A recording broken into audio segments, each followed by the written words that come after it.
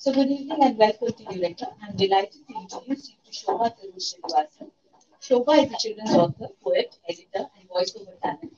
She has spent over 2 decades as an advocate and fundraiser for persons with disabilities. She has published and translated children's books in India and the United States, including A Pie Surprise and Other Stories, award-winning Indie Alphabet, and How Many Lines in a Limerick. Last year, we had the privilege of being a part of a book tour, albeit online, of a book Prince with a Paintbrush, the story of Raja Ravi Verma. Her previous children's book, It's Time to Rhyme, published by Alice, and her latest book for adults is Good News, The Extraordinary Ordinary Life of Lily Tharoor, which is a biography of her mother. Today, we have the honor of launching a new book, Parvati, the Elephant's Very Important Day, that has been published by Harper. And we have with us Dr. Shashi Tharoor, who I'm sure needs no introduction, who will unveil the book with one of her younger guests. And I'm going to decide who that young guest is. After that, you will be in conversation with Shobha. You're free to ask questions once the conversation is over. As always, please raise your hand to ask your question. As you can see, the thrust of the conversation is towards the younger people.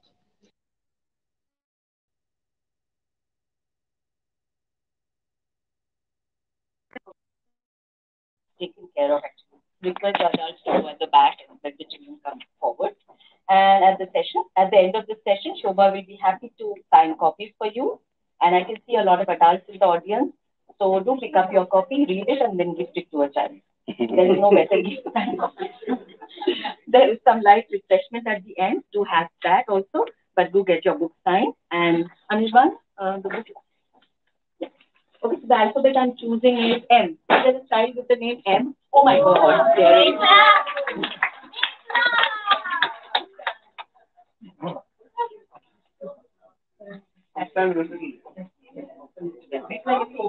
Open the screen, okay? We do it all at the same time.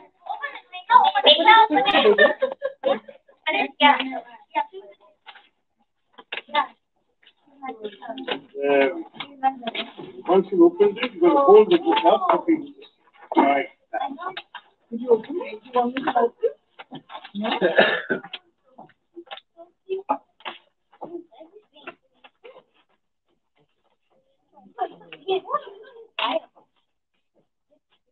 They, they wrap the book like they used to pack our books in school. So you have to open it this way.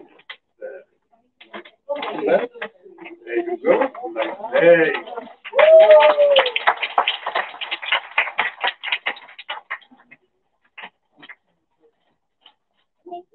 Okay, so we've launched your book, Shobha. I think that it was very nice of the bookstore to have you here with such a large group of kids and young kids who are remembering their childhood as well. I'm sure. I think people will be very curious to know why you wrote this book, for children, because your last couple of books were about how to write poetry. There was a biography of a famous painter. There's been translations of other children's books in the past, but this is a story for pretty young children, right? I mean, anything from 3 to 7 can probably enjoy this. Older too, you think? Okay. So what made you write this particular story, given your other concerns and interests as a children's writer? First of all, I want to say thank you very much to all of you for coming. I am very, very happy that my brother has given us time to launch the book. He has been a huge supporter of my writing, and it's really special that in the 24 hours that he's in town, we're able to carve out this little time. So I'm very grateful. I know many of you may have come to see him, and some of you have come to see the book. But let me get back to. I tend to digress. Part of it, the elephant. Well, first two quick responses. One, I don't really want to be pigeonholed into a particular genre. I really want to write for children. I really believe that what you read today is how you are informed as an adult later in life. It's very important. I have a responsibility as an adult to share with children whatever gift, story, talent that I have with them that I think they can both enjoy and be entertained by, but also learn something from. So this a story of Parvati actually occurred to me after a very, very sad incident in which there was a pregnant elephant that actually lost her life because she ate an explosive-filled pineapple. And unfortunately, I mean, the explosive-filled pineapple was intended for wild boars that were really destroying a lot of farmers' crops. And the state had allowed farmers to use this as a... No, it was illegal. That was illegal? Absolutely. Okay, pardon me. Okay, but it certainly was not intended for the elephant, and unfortunately the elephant lost their life. And as a result of it, this news, literally sort of spread all over the world. And sitting in California, I read about it. It was just a horrific story. And I had just come back, well, not just come back, but I had been recently to Africa where I'd seen beautiful wild elephants in the wild. And of course, we've all grown up loving elephants. All children love elephants. Adults love elephants. My children love elephants. Your children probably love elephants. Gentle, floppy ears, the beautiful trunk, their slow movement. And yet, what was so remarkable, and I discovered this when I was in Africa, was that they are so similar to us as human beings. And writing a poem or a story about animals in some ways was an opportunity to share with children that connection. When Parvati, the elephant, gets excited or feels tired or is sleepy or is worried about something or is fearful, these are all emotions that all of us go through.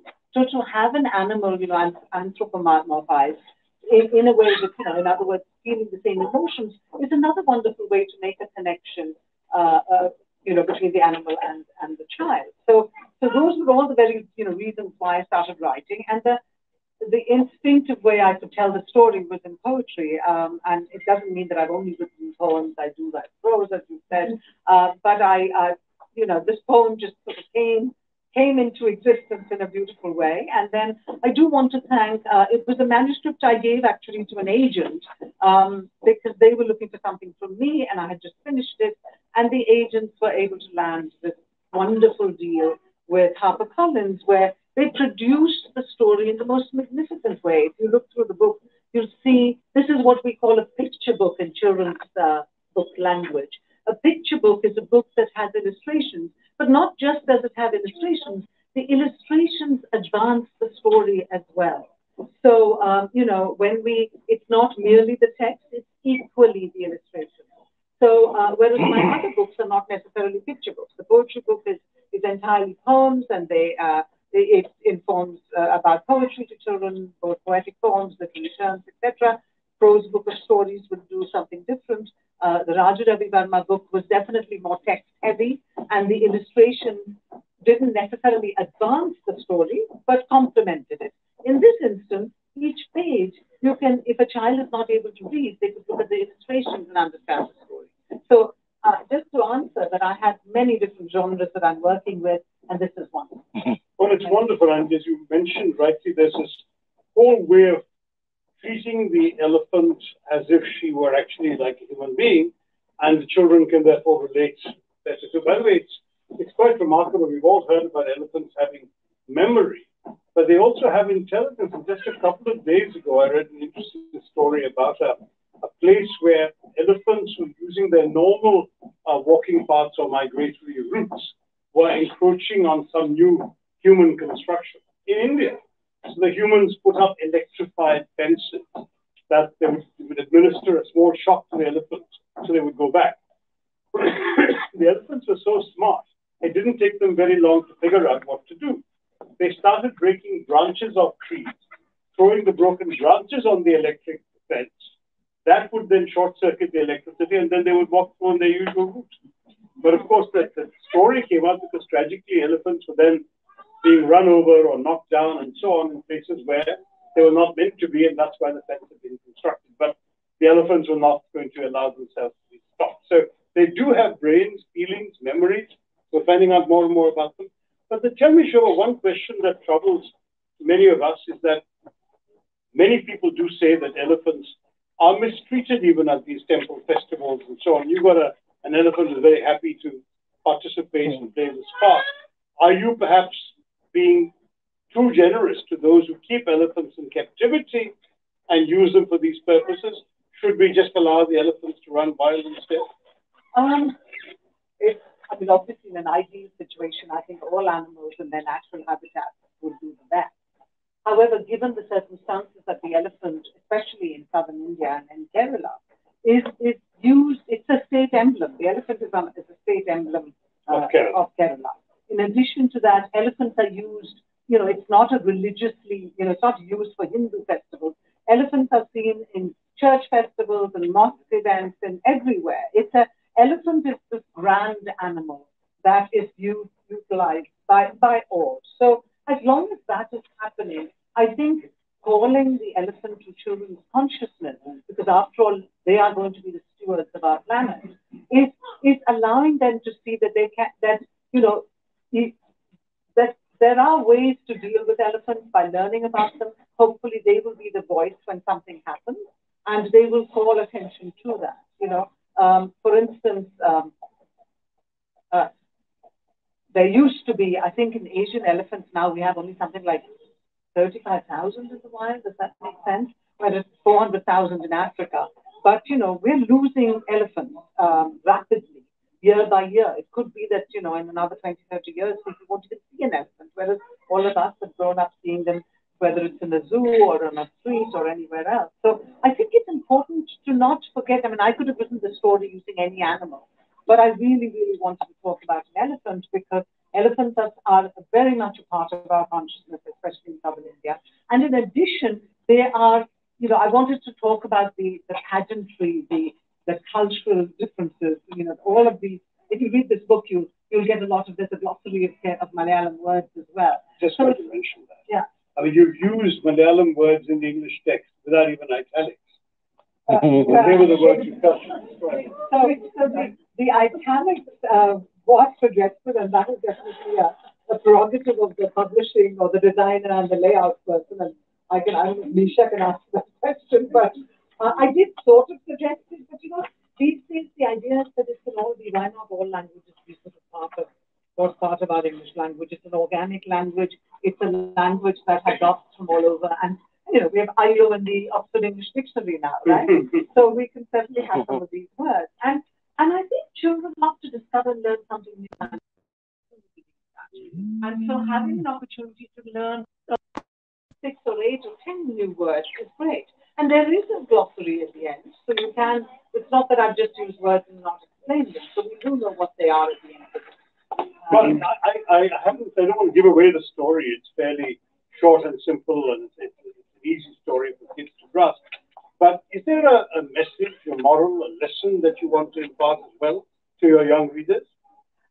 Well, I've already suggested what I wanted to impart, which is that animals feel and love and care as much as we do. Yeah. For instance, elephants, if something happens to a mother elephant, the herd's older female elephant will take over the upkeep of the child. I mean, that's like a herd is like a joint family in India. It is a wonderful structure. It's a familiar structure. It's also a familiar emotional structure. The idea of, as you said, not just intelligence, but heart. They say that elephants cry. Elephants take themselves away to heal. Such incredible stories that we hear about elephants. So to introduce you to this beautiful animal, kids, is in some ways allowing you to say that, my gosh, they think and feel and say as much as we do. And so that is part of the lesson. The lesson, of course, I don't want to be pedantic or didactic, but in this sense, the story is that the elephant actually takes up a responsibility and then fulfills the responsibility. So I suppose there's that little Wales responsibility comment made in the book, that it's nice if you take up something, it would be lovely to finish it, right? Yeah. So there's a little bit of that as well, and hopefully seeing a loving relationship between the mahout and the elephant is another way to say that we can have these loving relationships. I remember during the COVID lockdown, you read out a story a day for children, and that was 72 days. You did that the day after day, when people were stuck at home and had nothing else. And you had quite a few people enjoying that and responding to you. Would you want to do, now that you aren't doing them daily, would you want to do a reading of this book? at some I point. can't read the book aloud because that would sort of make you want to go away without getting a copy of the book. I'm not telling the story aloud. I'd be very happy. How about reading a verse or two? I would love to read you the introduction to the book, not my author's note, but a little bit of the poetry.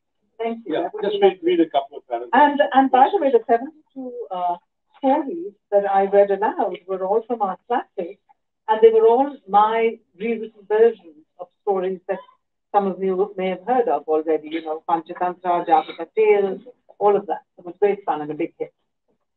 Okay. So here's the first couple of pages. Let's see if that makes all of you want to buy the book.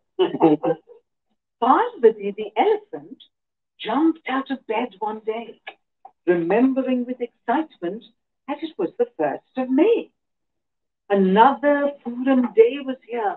It was time for temple festivities. There'd be hours of celebration and many fun activities. Parvati, the elephant, had to bathe and plan her dress. She'd have to tidy up her space and make sure there was no mess.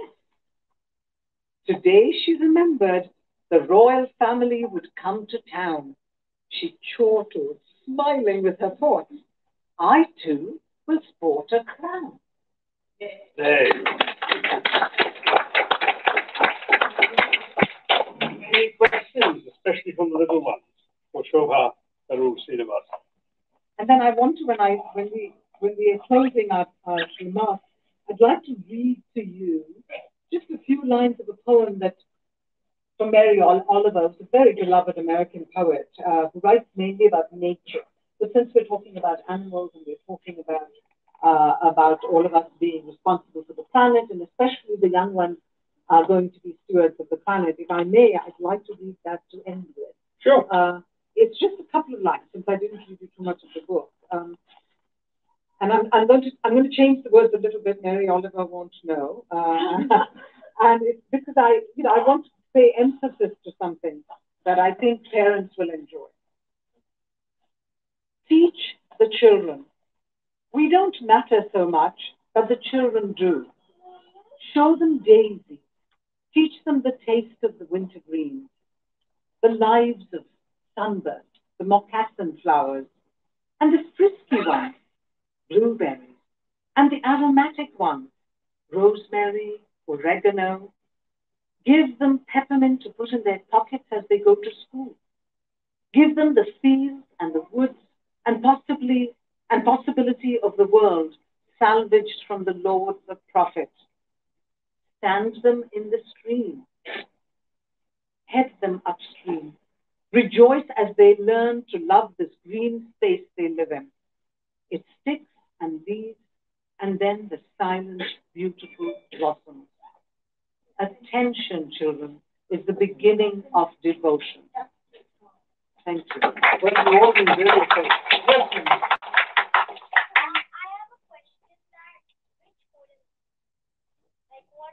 What style of poetry? Because you were there when we talked about all kinds of poems, didn't we? I remember your face. This young man is very fond of reading in books and poetry. Very good. Okay. So this is all written in couplets, which means that two lines align with each other. Yes. Tell us your name, how old you are. 9. My name is Kanav and I read D6. Oh, wow.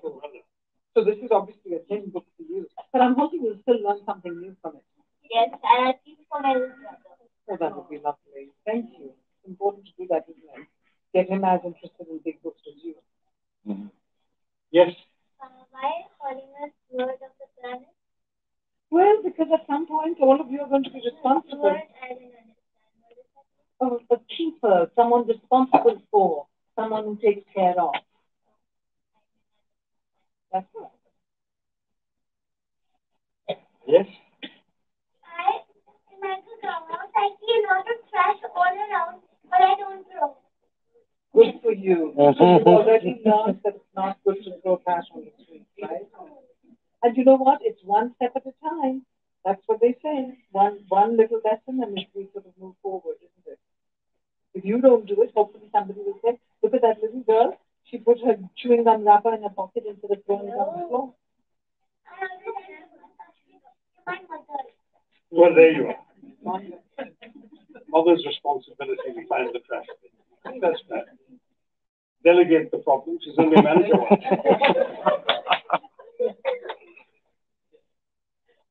More questions for Shobha? Or comments? Anyone there at the back? Don't tell me you've all been satisfied. Your curiosity has ended so quickly. So what's your next project? There's a question there. Oh, there is a hand there. Sorry. Go ahead. Little louder. It's just a name I like, and it rhymed with the sentence I was writing. I also, you could ask the question, why did I use a female elephant to do this very important job? Someone pointed out to me, did you know that in the Purams they always use male elephants with a long tusk? So I said, well, that's all right. I think it's time the gender roles are redefined and that we can change things. So I want to have a female elephant who does this job, and it's okay to do that. It's called literary license, children. So when you start writing books, you can choose to have a female elephant do what a male elephant has done for a long, long, long time. Nothing wrong with that. There's a start. Anji?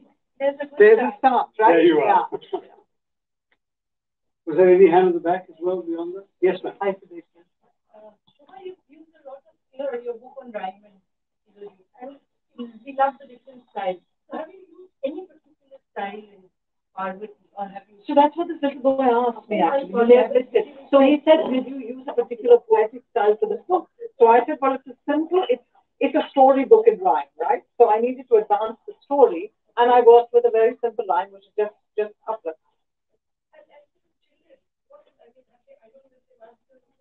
I only like to writing.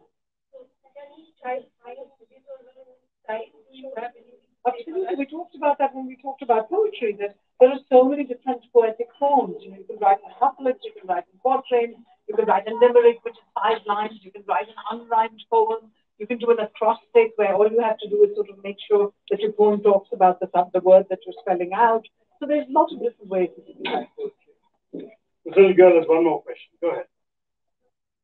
Sometimes I like to take paper and then stick it or tape it together and then make a story. But I also find it more writing stories for me, when it's drawing, when it's book, the drawing stuff, and when I make a book with a child and in the inside I have questions and some writing and some and cooking with some cards for more.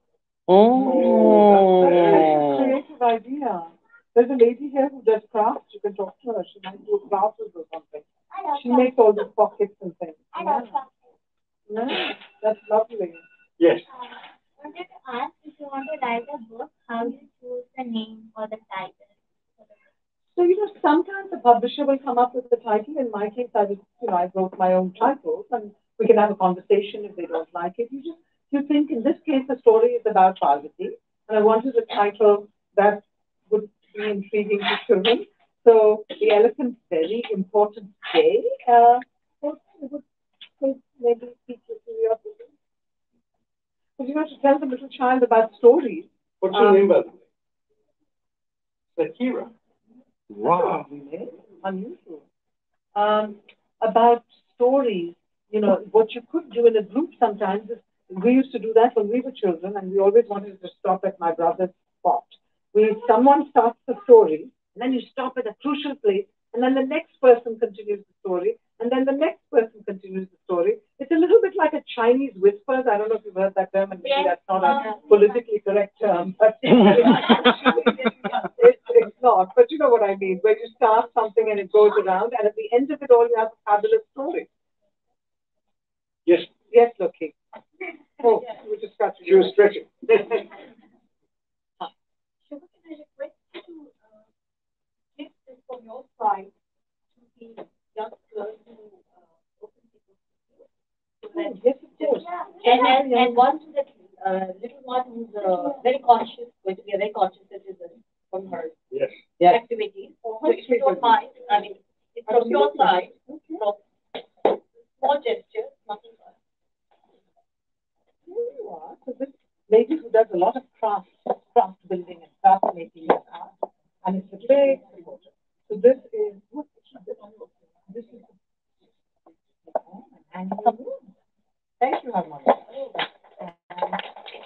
these both? Put that in your pocket. Why don't you stand with Yeah, sure. You can You want to stand stand with me? excuse me? Make She did already. Make love. Okay. here. Stand and show.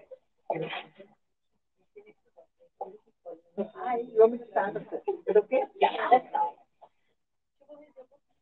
You don't mind. Yeah.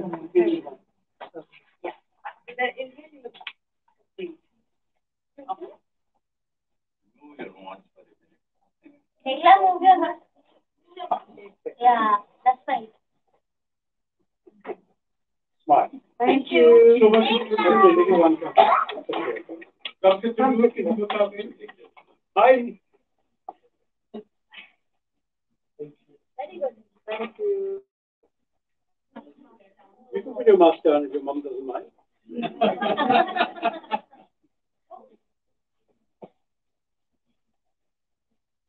You have pockets in that? Are there pockets in that? Yeah. Wow. Is that amazing? She makes pockets. Can you Anju? And that lady who made that once.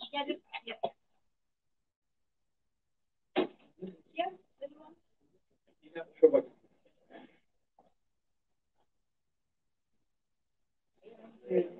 Any more questions? I think we may have asked. There's one from the bookshop itself. I wanted to find out what was it like as children reading together or reading alone? Oh, I mean, basically, get the act of reading. What was it like?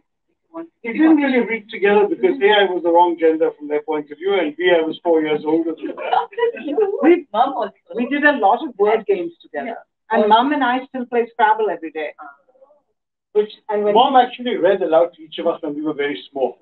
But I had gone past that phase when they were being read to, so we didn't do it together.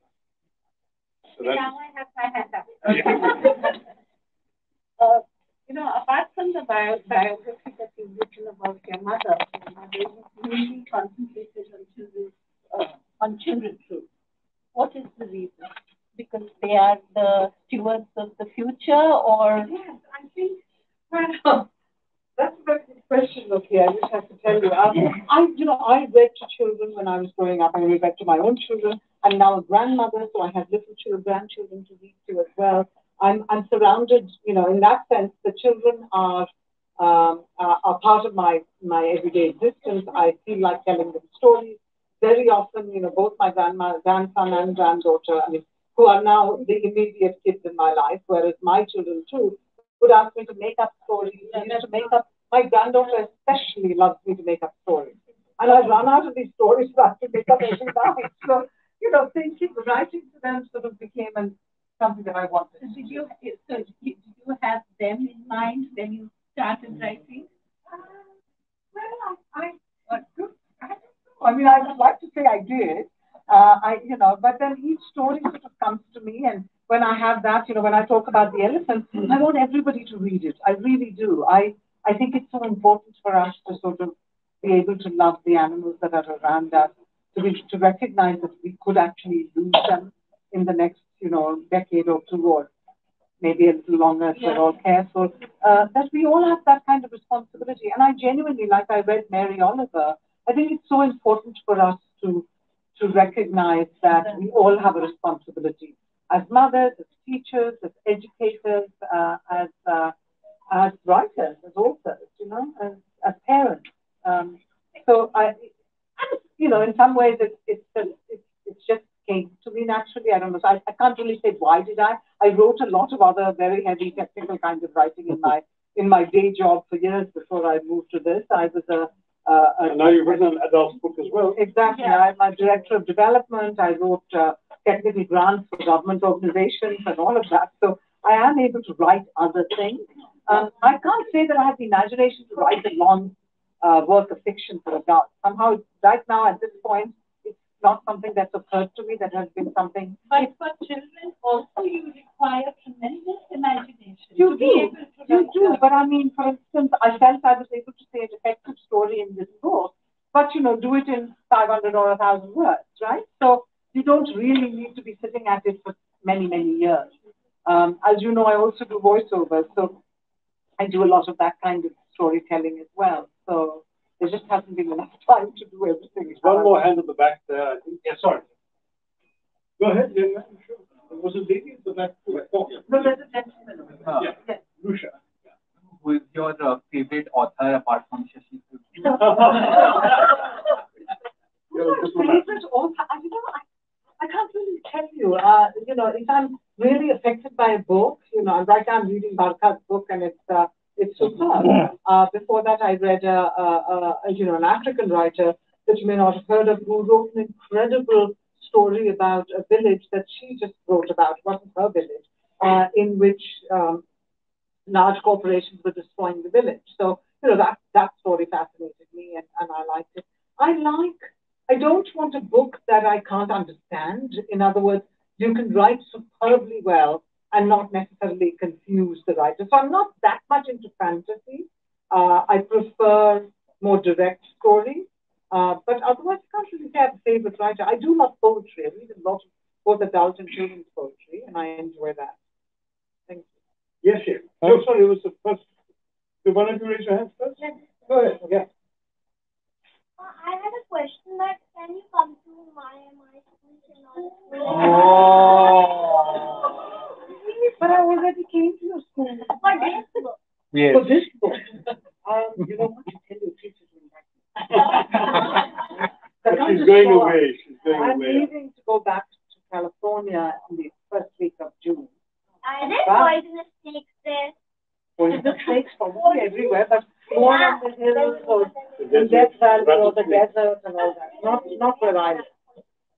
Yes, it is.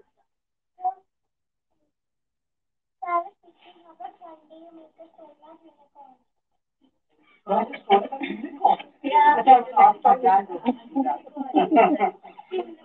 You're interested in unicorns. These days, your parents' generation is interested in different kinds of unicorns. Comes worth a lot of money. But imagine if you come to that. Yes. Could you tell us something about the person who has done illustrations? Because they are amazing. Yeah, They are amazing. Yeah. It makes it so enriches the book. Yes, thank you so much. Yes. Well, in a picture book, as I said, this is a picture book. The illustrator's job is as important in many ways as the storyteller, meaning the person who's written the text. The reason is, for children who can't read, the visual images will advance the story. So it was very important, and that's the one thing I have told my agents, is that we find a publisher who can bring us the right kind of illustrator as well.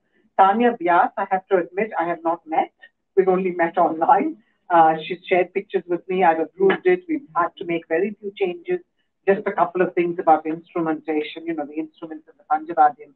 I sent her some images, etc. But they did a superb job, and I understand. I think she's an in-house illustrator for Harper College. No, she seems to be. That's what it says, right? Yeah, she has. She studied internationally. She's worked with the World Wildlife Fund. She's exhibited her paintings in New York, Singapore, and France. Wonderful. She's conducted workshops in visual storytelling. But is she working right now for Harper College? She seems to have done illustrated picture books for different publishers. Tulika books, Penguin books, Harper College, Mango books. They are amazing. They're beautiful. But anyways, it's really lovely. So, if you're too young to read the text, you get your parents read it out to you. The pictures are great. And if you enjoy the text, Shobha's verse is really lovely. So thank you all very much for being such a wonderful audience. It's been such a nice discussion. I'll leave Shobha now to sign her books, and I'll enjoy the refreshment of the rest. Thank you all very much. Thank you so much.